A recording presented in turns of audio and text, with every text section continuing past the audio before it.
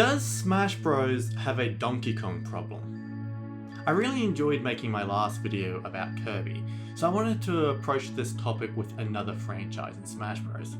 And Donkey Kong seemed like the obvious choice. But the question is, if Donkey Kong has a Smash Bros problem, what is it? That's what I want to discuss in today's video. So join me as we talk Donkey Kong.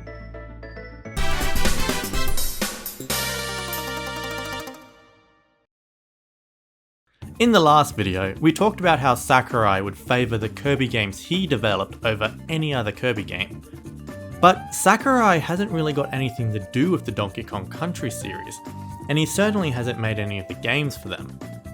There's no real evidence of him favouring just one specific game in the franchise over the others. Actually, he doesn't really seem to favour anything to do with Donkey Kong. Which sort of brings us to the basis of this video. You see, if you only know Donkey Kong from Smash Bros, then your impression of the franchise is probably wrong. Growing up, I never really played Donkey Kong games. Dabbled here and there, but never owned them.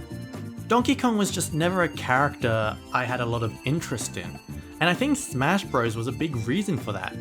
You see, Donkey Kong as a whole has always been a bit bland in Smash. So let's break it down. With Kirby, I just went from stages to assist trophies and to characters and whatnot. But for Donkey Kong, it may be better to go by game. Because honestly, Donkey Kong just doesn't have the same widespread content that Kirby has. It wasn't until Ultimate that we even got our first assist trophy. So let's look back at the beginning and see if you can pick up on the problem.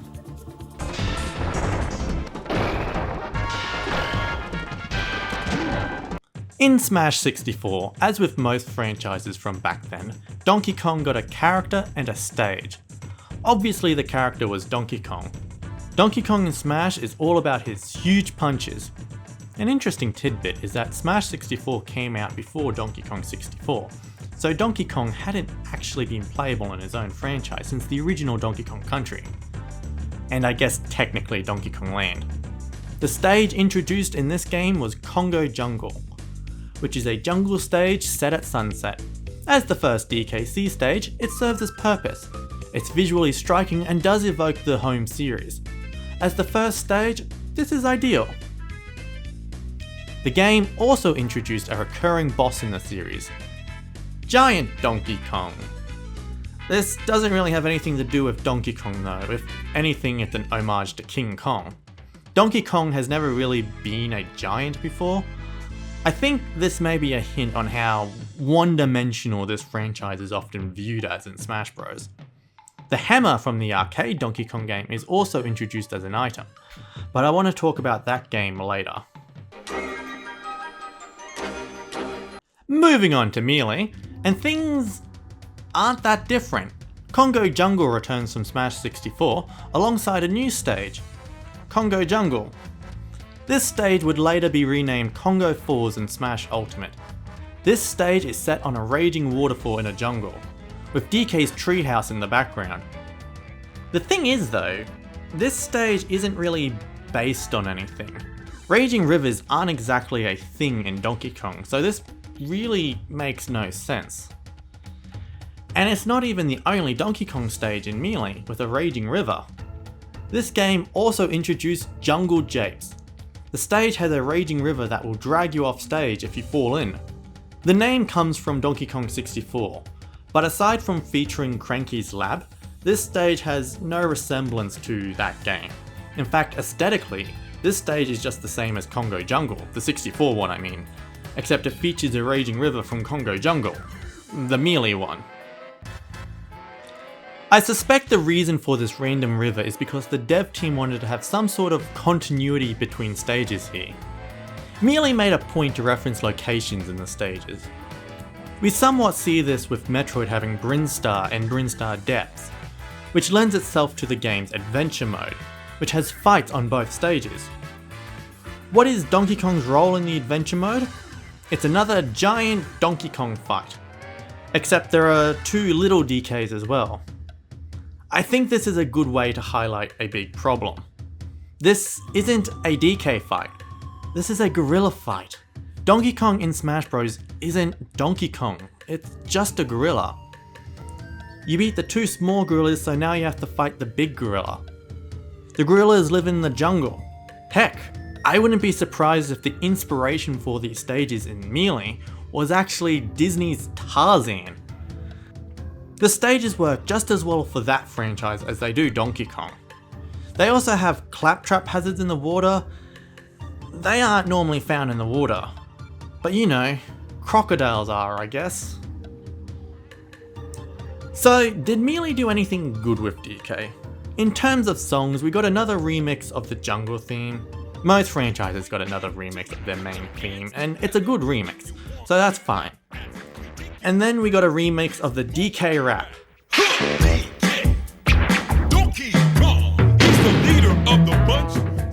Your mileage will vary with that one. DK also got a new item with the barrel cannon. This is the only item in Smash Bros ever introduced that comes from the Donkey Kong Country games, and it's a fairly iconic element of the franchise too. This item did not return in Brawl. Things do start to look a bit better in Brawl though, and that's primarily because of the addition of Diddy Kong. Diddy Kong fares much better than DK. While he suffers a bit from being just a monkey, it's not as bad as DK. He actually has moves from his games. The peanut pop gun and the rocket barrel are here for his specials, and while his personality in the matches is super generic, Diddy Kong is actually really entertaining during the subspace emissary. Even DK isn't that bad. It'd be better if they had an actual voice, but I like what we have. What about stages? DK got 2. The first one is exclusive to Brawl and is called Rumble Falls, another jungle and waterfall stage. At the very least, it's based on a level that actually has a waterfall. This stage is based on a couple of levels in Donkey Kong Jungle Beat. First and foremost, I have not played this game, so as far as accuracy goes, I have no idea. Looking at some YouTube videos, the aesthetic is fairly accurate, but it does feature a lot of original elements. But hey, it's not generic. It is, however, an absolutely terrible stage. This is a vertical scrolling stage, which is already a bad thing. But there is also some very powerful hazards to make things worse. This stage has never returned, likely because it's just so bad. The second stage is 75M, an accurate recreation of the arcade level by the same name. And this is a good place to bring up the arcade game. In Smash Bros, the arcade Donkey Kong is grouped with the DK series, and this specific game is represented quite well. 75M, despite being terrible to play on, is a very accurate representation of the game. We also have the hammer item from Donkey Kong that has been part of the series since the beginning, and even recreates the original theme from the game. The game, however, is very disconnected from the Donkey Kong Country games. It serves more so as the progenitor of the Super Mario series than it does Donkey Kong, despite being named after the gorilla. It's its own thing, and not really part of the Donkey Kong Country series, so it's not really part of the discussion for me. Brawl did include a wide selection of new songs and remixes for Donkey Kong, so I have no criticism there. This brings us to Smash 4. No new characters are introduced, but Diddy and DK are much more expressive and goofy here, which helps make DK feel like more than just a gorilla. Doesn't fix it, but it's a step up from Melee. He just doesn't feel like DK yet. Smash 3DS didn't include any new stages for DK, but we did get 2 Smash Run enemies that do their job well. Smash Wii U introduced a new stage though, Jungle Hijinks from Donkey Kong Country Returns. This is a great stage in my opinion. It beautifully recaptures the aesthetic from that game. But this was the last stage from Donkey Kong added to Smash. And if you ignore 75M, which is its own thing, every single stage from Donkey Kong Country is a jungle level. Donkey Kong suffers from what I'll call first level syndrome. where the stage in Smash is usually based on the first level of the game. Mario suffers a little bit from this too. Basically, the reason we only have jungle stages is because the first level in most Donkey Kong games are jungles. It makes sense to have a jungle stage or two in Smash Bros. That's not the issue. The issue is when all of them are based on jungles. It creates a very limited view of the series. Donkey Kong actually has a very wide array of cool locations that go unnoticed. Did you know early Donkey Kong games have a strong pirate aesthetic? You probably didn't if all you've played is Smash. Unfortunately, there's nothing else to really talk about with Smash Wii U. Tropical Freeze went very overlooked in Smash, but it was also very new at the time, so there might not have been time to add a remix. No new item, no new assist trophy. At the very least, we now have a stage that really perfectly captures the current aesthetic of Donkey Kong Country. This stage did not return in Ultimate.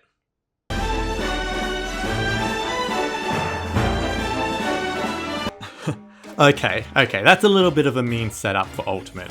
It sucks to lose the best Donkey Kong stage, but it's pretty widely agreed that the reason it didn't return was because it wouldn't function with Stage Morph. It's just a shame that as a consequence of that, and the fact Rumble Falls didn't return, all we're stuck with now for stages are the very generic ones from early Smash games. It also means we don't have any stages based on modern Donkey Kong games when Tropical Freeze was just begging for a stage. However, the focus on DK in this game was based very squarely on those classic titles, and that's because we got a new fighter for the series in this title. This one being the very highly requested King K. Rool, the arch enemy of Donkey Kong, a character who is also absent from modern DK games, so greater emphasis had to be put on those older ones. King K. Rool is far and away the best DK character in the game, at least in how he's depicted. Though his voice is still fairly generic, he's brimming with personality. With his arch enemy in the game, DK was even made more serious with certain taunts that helps him feel at least a little more in line with himself. This is especially true for his appearance in K. Rool and Banjo's reveal trailer. I mean, just look at the anger on his face here. You know he means business now. There's a lot of work to do, but this is still night and day between this and his original appearance in Smash 64. And as mentioned earlier, Smash Ultimate finally gave DKC an assist trophy, the Claptrap. It's nothing special, and it still blows my mind that Rambi has never been an assist trophy. The franchise also got some superb remixes of its older games, but its newer ones were still largely ignored. And that pretty much brings us to the end of the road. If you haven't figured out what the Donkey Kong problem actually is, it's that a lot of the content we have for Donkey Kong feels generic and bland. There's a common criticism that the movesets in Smash 64 feel outdated compared to the newer ones. A criticism I primarily disagree with, as they all capture the most iconic moves at the time, and have been updated more than some people give credit for. But for Donkey Kong, I think they have a point. His moveset isn't a moveset for Donkey Kong. It's a moveset for a generic gorilla. Any gorilla could do what he does and it'd still work completely fine. And honestly, Diddy isn't much better. Aside from the pop gun and jetpack, his moveset is primarily based on the fact that he's a monkey rather than being Diddy. They're just animals in a jungle. The thing is though, a lot of these problems, they for the most part, have only been grandfathered into the newer Smash games. K. Rool is basically perfect, and Jungle Hijinks, despite being a jungle, was brilliantly designed. It's just Donkey Kong doesn't get much in the way of new stuff too often to help balance out all the dated stuff, which I think is difficult for a lot of DK fans. DK as his own series fluctuates a lot. It comes and goes. Tropical Freeze is considered the peak Wii U game, and his Super Nintendo games are widely considered to be the best the system has to offer. And when on top form, his games sell amazingly well. So when you compare how Donkey Kong is treated in Smash compared to the likes of Fire Emblem, Star Fox, and Kid Icarus, to a lot of fans, it feels like Donkey Kong is treated a bit unfairly. And the franchise has its downs outside of Smash too. It lacked a proper country title on the GameCube and is absent on the Switch. And his handheld outings are, in general, relatively forgotten. A new Donkey Kong game developed by Nintendo was in the rumor mill for a bit, but nothing came of it. At the very least, it's getting a new theme park and was prominent in the Mario movie. So, what can the next game do to fix these issues? It wouldn't take much, but I think DK needs something new to play with in his moveset. People often suggest a barrel to throw, but given the barrel is already a generic Smash item, I think DK might need something only he can do. His roll from DKC might be good. Right now it's just a dash attack, but it might make for a good side special, replacing his weird headbutt. But mainly, I think DK needs to show off more of its franchise. Give us a tropical freeze stage that isn't set in a jungle. Let Rambi be an assist trophy. Give us an item like the coconut gun or something. And give us like 50 Tropical Freeze songs because that soundtrack slaps. Both DK and Diddy should get a personalities overhaul with new taunts and victory animations. And especially a new voice. And if you have time, Dixie Kong would be a fantastic newcomer. Sometimes I wonder if DK is treated as lesser due to its connection to Mario, and they don't want to have too much Mario stuff. The next game should do what it can to let DK stand on its own. That's the thing though. I said at the beginning I was never that interested in Donkey Kong growing up because of his bland appearance in Smash Bros. But Donkey Kong shows up in lots of Mario spin-offs as well. And despite having a better voice than Smash, they still lean quite a lot into that animal side of things.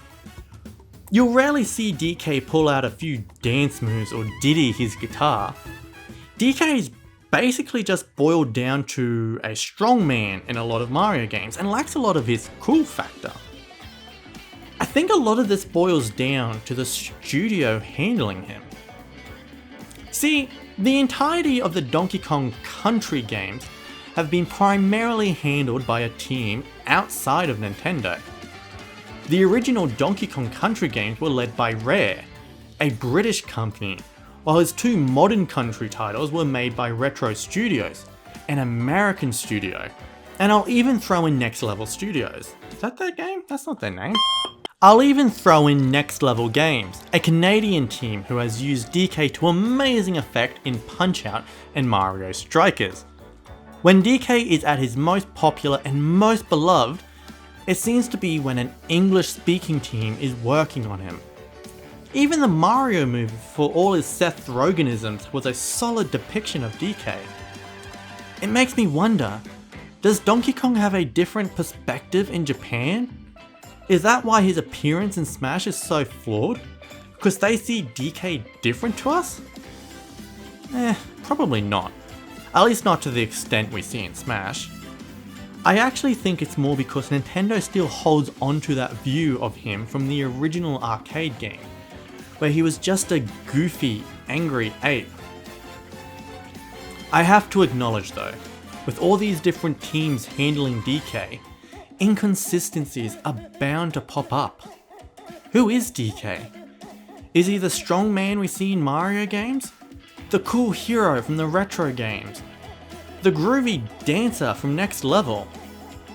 The idiot from DK64? Or is he the generic gorilla from Super Smash Bros? And well, that's the video. I actually first wrote the script to this ages ago when I first made the Kirby video. I just haven't had time to really get it done and produced into a video until recently.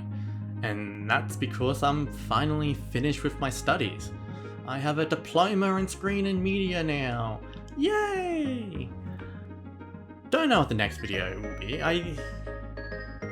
have ideas. I might, if this video still performs well, I'll tackle another franchise.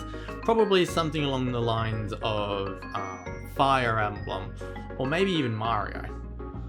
I think Zelda is probably going to be a big one, but I want to sort of wait a bit before I tackle Zelda in Smash Bros. Just because I have a lot of opinions on that, and I sort of want to establish other things with this series first before I tackle Zelda.